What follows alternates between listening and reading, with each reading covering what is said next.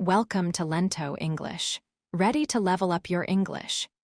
Here we learn through stories, slow, clear, and fun. Listen, relax, and enjoy the journey. 1. Introduction. The city of Damascus was not calm. Loud explosions filled the air. Bombs fell from the sky. People felt scared. This happened in Syria, a country in the Middle East. This story is about a serious problem. It is about a fight between two countries, Israel and Syria. These countries are neighbors. For a long time, there was tension between them. One day, Israel did something surprising. Its planes flew into Syria. They dropped bombs on important places in Damascus, the capital city. They hit buildings belonging to the Syrian army. They also hit a place near the Syrian president's house. Because of these attacks, many people were hurt. Some people died. This made the situation in the region very dangerous. The United States of America watched closely. President Trump was the leader. American leaders were worried. They asked Israel to stop the attacks. They said more fighting could make things worse in Syria. Around the world, many people wanted to know why this was happening. They asked, why did Israel attack Syria now? What caused this sudden fight? This book will tell you the answers. We will learn why this fight started and what led to Israel's action. We will understand what happened next for Syria and Israel. We will also see how other countries reacted. This is a lesson about a difficult problem. It shows how small problems can grow into big international conflicts. It explains how a fight in one place can affect many other places. We will learn about the reasons and results of this conflict. This story helps us to understand a challenging time. 2. A new time in Syria. Syria had a big change. Its old leader, Bashar al-Assad, was no longer in power. He was removed last year. A new leader came. His name is al-Sharaa. He was an ex-militant. Now he is the interim president. This was a new time for Syria, but this new time was not easy. The country was not calm at all. Many different groups were fighting each other. The new leaders tried very hard to make things stable, but it was very difficult for them to get strong control over the whole country. They struggled to unite everyone. al-Sharaa asked for peace many times. He told people to be calm. However, violence continued in many places. There were many revenge attacks. Some groups, mostly Sunni Muslim groups, targeted minorities. This caused more problems. For example, many people from the Alawite religious group were killed. This was the same group as the old leader, Assad. Hundreds of Alawite civilians died in these attacks. In the south of Syria, in a city called Suwaida, there was also heavy fighting. Different local groups fought each other. Sunni Bedouin tribes and Druze armed groups had serious problems. They kidnapped people and attacked each other's homes. These small fights quickly became very big. Villages and towns in the area saw widespread clashes. Homes were set on fire. People were very scared. The new Syrian government tried to help stop this violence. It sent tanks and soldiers to the area to restore order. But sometimes, sending the military made things worse. Government soldiers started fighting with some of the local groups. This showed that the new government was not strong enough yet. It could not keep everyone safe. The situation was very dangerous for many people. There were also problems with communication in some areas. Many Druze people who lived outside Suwaida worried deeply about their families inside the city. Many people died because of all this violence. One group that watches human rights said that 260 people were killed in just one area. This number included 4 children, 5 women, and 138 soldiers and security forces. This new time in Syria was full of big changes. It was also a time of great danger and uncertainty for many people living there. The new government faced many difficult challenges to bring peace and order to the country. 3. Fighting in the south. In the south of Syria, there is a city called Suwaida. This city soon became a place of great trouble. 2 different groups of people who lived there began to fight. One group was known as the Druze people. The other group was the Bedouin people. These 2 groups had a history of living close to each other. However, after Syria's old leader, Bashar al-Assad, was no longer in power, the country entered a new, uncertain time. The new government, led by al-Sharaa, was still very new and not strong enough to keep full control everywhere. This situation made it easy for new problems to start, especially in places like Suwaida. The fighting in Suwaida did not begin as a large war. It started with smaller, more local attacks. Sometimes, people from one group would take members from the other group. These were called kidnappings. In response, the other group would often do something bad in return, making the anger between them grow larger. These small acts of violence quickly became more serious. Soon, the fighting was not just in one small area. It spread widely across many villages and towns throughout the Suwaida region. What began as small disputes turned into a big, uncontrolled problem affecting everyone. People involved in the fighting used many types of weapons, from small guns to bigger ones. Houses were set on fire, and the bright flames could be seen from far away. Some neighborhoods in the city were hit by bombs or shells, causing great damage. This made the people living there very afraid for their lives. Many families had to quickly leave their homes to find safety, often leaving behind everything they owned. The sounds of gunfire and loud explosions filled the air day and night, making it impossible for people to feel secure. It was a very difficult and scary time for all the people living in Suwaida and its surrounding areas. The violence continued for a long time, not stopping quickly. Because of this constant fighting, many innocent people were hurt. Tragically, hundreds of people lost their lives. This number included men, women, and even young children. The city of Suwaida, which had once been a calm and peaceful place, was now filled with sadness, fear, and destruction. The new Syrian leader, al-Sharaa, had promised to bring peace and order to the country. However, the intense fighting in Suwaida clearly showed how hard his job was. Syria was far from calm. Many different groups were fighting across the country, and the new government struggled to control all the violence. This local conflict in the south quickly grew into a very serious issue for the entire region.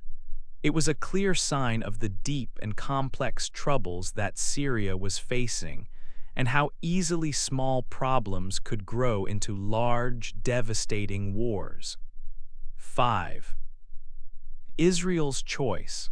From across the border, Israel watched the fighting in Syria. The sound of explosions and news of the conflict reached Israeli ears. The city of Suwaida, where the fighting was happening, was very close to Israel's border. Israeli leaders saw the problem getting bigger and bigger. They were especially worried about the Druze people. The Druze community is very important to Israel. Many Druze people live in Israel and are citizens. They serve in the Israeli military and some hold high positions. The Druze people in Syria are part of the same community. Their families and traditions cross the border. So when the Druze in Suwaida were in danger, Israel felt a strong duty to help them. Syrian government forces were fighting against Druze groups, and this made Israel even more concerned. The Israeli Prime Minister made a clear statement.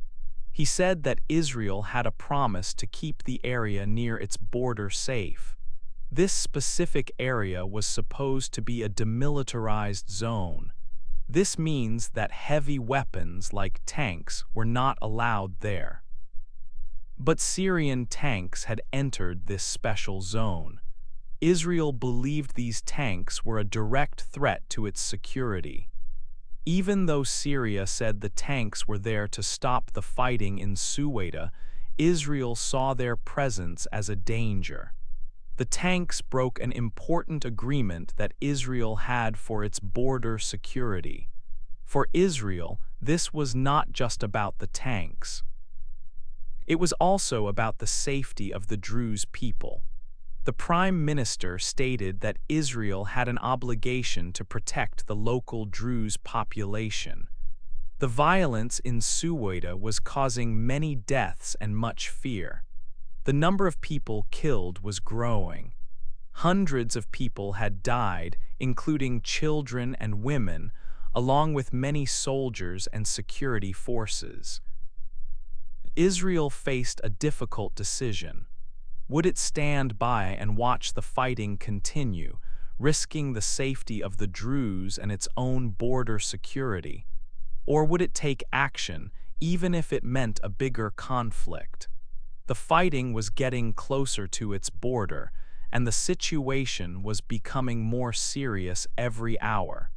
Israel decided that it could not ignore the situation any longer. It prepared to intervene. This choice marked a new and dangerous step for the region. 6. Attack on the capital.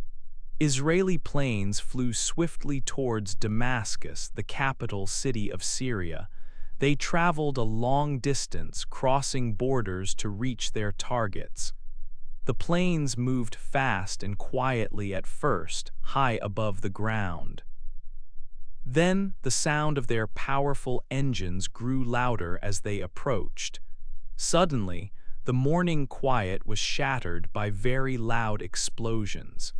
These were the sounds of bombs hitting the city. The planes dropped their heavy weapons on important buildings and military sites in the capital. One main target was the Syrian Defense Ministry headquarters. This building was very important for the Syrian army and its command. It was where big decisions about the country's defense were made. The bombs hit the ministry hard, causing widespread damage. Large parts of the building were destroyed and windows shattered. Thick, dark smoke began to rise into the sky from the damaged areas, forming a grim cloud over the city. This attack showed a clear aim to weaken Syria's military command. Another place hit by the Israeli planes was a military target located very close to the Syrian president's palace. This area was also critical for the government and its armed forces. The strike near the palace showed how serious and direct the attack was. These attacks were meant to hit the very center of Syria's military power and control. After the bombs fell, there was much fear and sadness across Damascus. People heard the loud explosions and saw the rising smoke, causing panic. The Syrian government quickly spoke about the attack on its capital. They announced that innocent people had been killed and many more were hurt. The health ministry later reported the sad news. At least 3 people lost their lives because of the Israeli strikes in Damascus. Many more people were wounded. The ministry stated that 34 people needed immediate help and medical care in the city's hospitals. The attacks caused significant damage to important government buildings. They also brought great harm and fear to the people living in the capital. These events showed that the fighting, which had been in other parts of Syria, was now very close to the center of Syria's power. The strikes were a strong sign of the growing danger and conflict in the region. Israel had taken a big action, and its actions had a direct and clear effect on the capital city. The attacks destroyed key military infrastructure, making the situation in Syria even more difficult for many people. The city, usually a place for government work and daily life, now felt the direct impact of the ongoing conflict. The sound of explosions left a lasting mark on the minds of the people living there. 7. The world's reaction. After Israel's planes attacked Damascus, the capital of Syria, the world watched closely. Many countries saw what happened. The United States government, led by President Trump, was very worried. They looked at the situation with great concern, fearing what might come next. American leaders immediately asked Israel to stop its attacks. They spoke to Israeli officials and told them to halt the strikes on Syrian targets. The U.S. government said that this fighting could make things much worse in Syria. They were concerned that these attacks, especially on Syria's military buildings and near the president's palace, could make the new Syrian government very unstable. Syria had a new leader, al-Sharaa, and his government was still trying to become strong. The U.S. feared that Israel's actions might hurt this new government and lead to more problems inside Syria, creating more chaos in a country already struggling. A senior U.S. official said that the events of the past 2 days could seriously damage any good steps toward a new peace agreement between Israel and Syria. Before this, there had been some good talks for peace, showing important progress. But now, these attacks could stop all that hard work. The U.S. Secretary of State, Marco Rubio, spoke to reporters. He said that the United States was very concerned about the Israeli strikes in Syria. He clearly stated that the U.S. wanted the fighting to end quickly and for all sides to show restraint. Tom Barrack, a special U.S. envoy for Syria, also condemned the violence that had started in Suwaida. He asked all groups involved to stop fighting and to talk to each other to agree on a ceasefire. The United Nations also spoke about the dangerous situation. Stéphane Dujarric, who speaks for the UN Secretary-General Antonio Guterres, made a strong statement. He said that the UN chief strongly condemns Israel's escalatory airstrikes in different areas, including Suwaida, Daraa, and in the center of Damascus.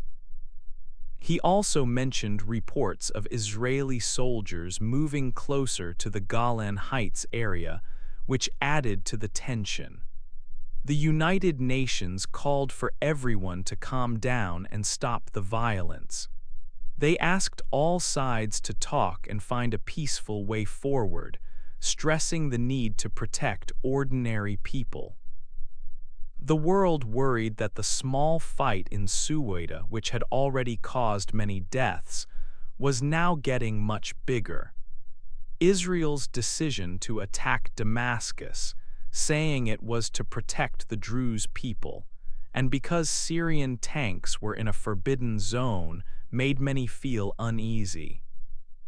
The 3 people killed and 34 wounded in Damascus from the Israeli attacks showed how dangerous the situation was for everyone.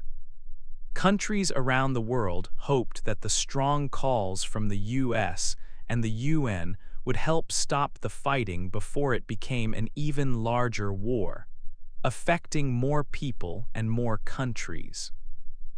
The situation was very tense and the future was unclear for the region.